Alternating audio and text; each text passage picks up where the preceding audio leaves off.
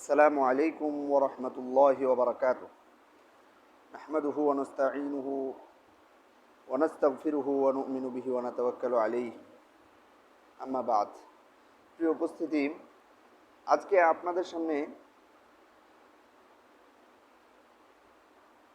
তহা হুসাইন তার জীবন বৃত্তান্ত নিয়ে আলোচনা করব। তিনি 1989 সালে মিশরের ভূমিতে জন্মগ্রহণ করেন। তিনি ছিলেন কলামিস্ট, তিনি ছিলেন একজন বড় সাহিত্যিক এবং অসংখ্য যুবক শ্রেণীর আইডল। সাহিত্যে, চিন্তায়, বিশ্লেষণে অনেকেই তাকে ফলো করত। বাস্তবিক পক্ষে তিনি শিশুকাল থেকেই উচ্চ শিক্ষা লাভের জন্য চেষ্টা করেন। প্রথমেই তিনি মিশরীয় মক্তবে মাদ্রাসাসমূহে পড়ালেখা সম্পন্ন করেন। ছোটকাল থেকেই তার দৃষ্টিশক্তি হারিয়ে ফেলেন।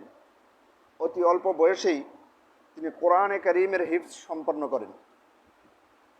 এমনিভাবে উচ্চশিক্ষার জন্য জামিয়া আল আজহার বিশ্ববিদ্যালয়ে এবং মিশরের ঐতিহাসিক বিশ্ববিদ্যালয়গুলোতেও অল্প সময় যাবৎ তিনি পড়ালেখা করেছেন। কিন্তু এই সমস্ত প্রতিষ্ঠানে পড়ালেখা করে এবং এই প্রতিষ্ঠানগুলোর পড়ালেখা তার কাছে মনোপুত হয়নি। তিনি উচ্চশিক্ষা ডিগ্রি লাভ করার জন্য প্যারিসে চলে যান। সেখানে তিনি উচ্চশিক্ষা লাভ করেন এবং সেখান থেকে পাশ্চাত্যের চিন্তা ভাবনা এবং পাশ্চাত্যের সমস্ত কিছু তিনি গ্রহণ করেন এবং তার মনের মধ্যে এগুলোই লালন করেন। পরবর্তীতে তিনি আবার মিশরে ফিরে আসেন এবং তার এই সমস্ত শিক্ষার মাধ্যমে তিনি লিখনীতে মনোনিবেশ করেন এবং সাহিত্যের ক্ষেত্রে ফরাসি ভাষাগুলো তিনি আয়ত্ত করে আরবি ভাষায় রূপান্তর করতে চেষ্টা করেন। আর আরবি সাহিত্যে এমন মাহারত্ব, এমন যোগ্যতা অর্জন করেছিলেন, বাস্তবিক পক্ষেই তার সাহিত্যের ভাষা, সাহিত্য শৈলী এত উচ্চ ছিল যে যে কোনো মানুষ তার সাহিত্য পড়ে প্রভাবান্বিত হতে হতো। তাছাড়া তিনি এই সাহিত্যের মধ্য দিয়ে পাশ্চাত্যের চিন্তাধারাকে মুসলিম সমাজের মধ্যে ছড়িয়ে দেওয়ার জন্য চেষ্টা করেছেন।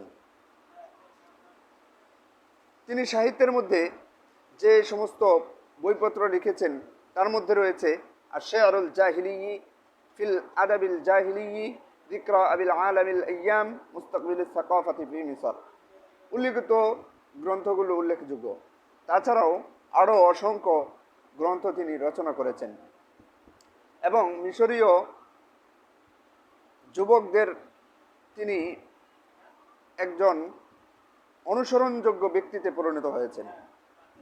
1949 খ্রিস্টাব্দে তিনি মিশরের শিক্ষামন্ত্রী নিযুক্ত হয়েছেন এবং পাশা উপাধিতে ভূষিত হয়েছিলেন। তাছাড়া জীবনের শেষ বয়সে ইসলামের দিকে মনোনিবেশ করার নিমিত্তে তিনি রাসূলুল্লাহ সাল্লাল্লাহু আলাইহি ওয়াসাল্লামের সিরাতের উপর কলম ধরেছেন এবং কিছু বই পুস্তকও রচনা করেছেন। তার মধ্যে থেকে আলা হামিশিল ইয়াসিরা, আল ওয়াদুল হক ইত্যাদি উল্লেখযোগ্য। এই সমস্ত গ্রন্থ রচনা করেছেন।